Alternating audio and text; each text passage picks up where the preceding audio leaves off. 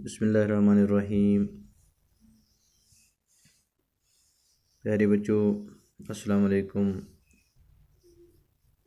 आज परन सबक दुयमी जमात कशुर सबक उनवान युस सबक आज परन तथ नाव तथ सैनिस सबकस नाव दोहन हंद नाव।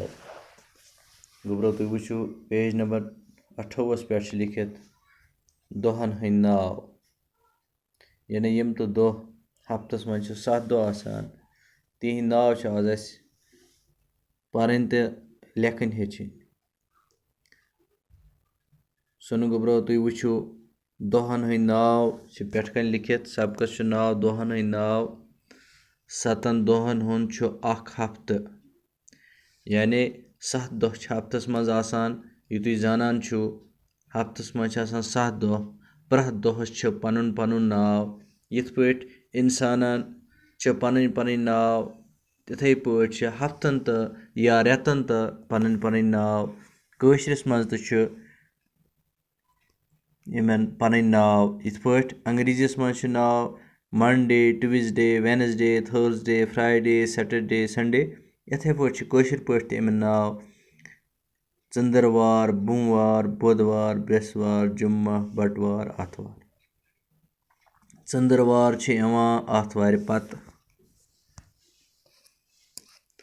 चंद्रवार आथवार पत, बुमवार चंद्रवार पत, ठीक। बुधवार बुमवार पत, बृहस्पतिवार बुधवार बृहस्पतिवार पत, चंद्रवार आथवार पत, बुमवार चंद्रवार पत, बुधवार बृहस्पतिवार पत, बुधवार बुमवार पत, बृहस्पतिवार बुधवार पत, जुम्मा बृहस्पतिवार पत, बटवार जुम्मा पत, आथवार बटवार पत, आथवार आसान छुट्टी। प्यारे बच्चों, युस आज सबक परन अमुक मतलब यह कि अस गसन दोहन हंद नाव तगन लेखन कशर पट ते अंग्रेजी पट ते, यानी कशरस मज तो गस तगन लेखन, अंग्रेजीस मज तो गस तगन लेखन। तमे मूजूब यह सबक अस परनावने यवान। हफ्तस मज तो समझ, यानी हफ्तस मज कस दो 7 दो, तिमन 7 दोहन पन पन नाव।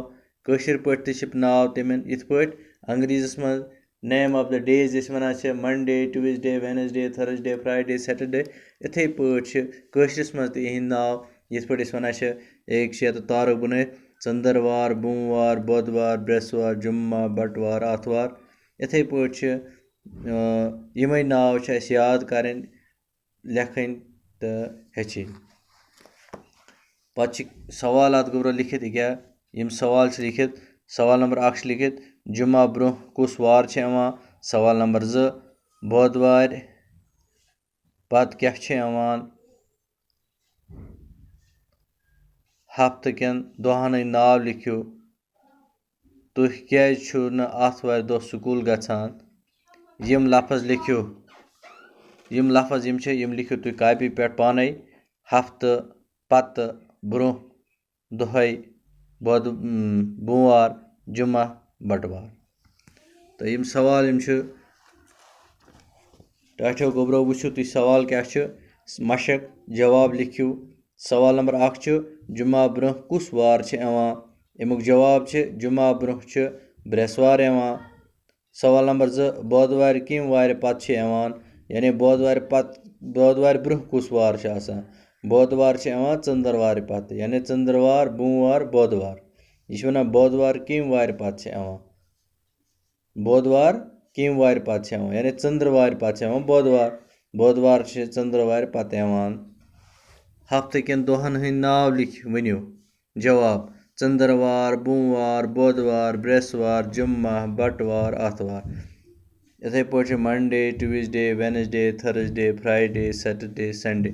चंद्रवार गई मंडे, बुमवार गई ट्यूसडे, बुधवार गई वेडनेसडे, बृहस्पतिवार गई थर्सडे, जुम्मा गई फ्राइडे, बटवार गई सैटरडे, आथवार गो संडे। ठीक है। ूरम सवाल है, तुह क्या छो न आथवार दो स्कूल गसान?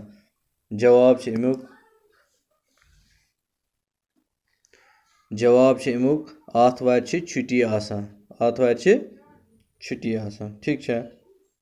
प्यारे बच्चों, आज आपको सिर्फ यही सीखना है। तो सिर्फ आज यह हेचुन 7 दोहन नाव लेखन कशर पट तो अंग्रेजी पट। यम कापी पे लेखन पत कर घर याद, ताकि पगह प्रस्मो बह तुह चंद्रवार कर कम वार पत चंद्रवार, या फ्राइडे को कश्मीरी में क्या कहते हैं, जैसे लिखो, या सैटरडे को कश्मीरी में बटवार कहते हैं।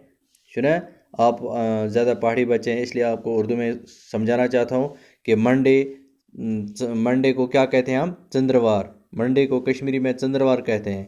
ट्यूसडे को बुधवार, वेडनेसडे को बुधवार, थर्सडे को बृहस्पतिवार, फ्राइडे को जुम्मा, सैटरडे को बटवार, संडे को आतवार।